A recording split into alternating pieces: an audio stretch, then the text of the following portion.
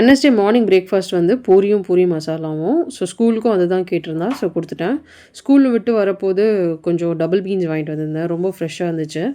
இது வந்து எப்படின்னா, நம்ம கொஞ்சம் உப்பு போட்டு வேக வச்சோன்னா, கொஞ்சம் நல்லாயிருக்கும் சாப்பிட. இல்லாட்டா உங்களுக்கு வந்து நீங்க அப்படியே குக் பண்ணீங்கன்னா, கொஞ்சம் கிரன்ச்சியா இருக்கும்.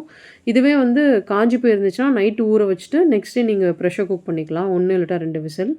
எண்ணெய் சேர்த்துட்டு நார்மலா கடுகு, இஞ்சி, பூண்டு, அப்புறம் வெங்காயம் சேர்த்து வதங்குனதுக்கப்புறம், நான் கேப்சிகம் சேர்த்துருக்கேன்.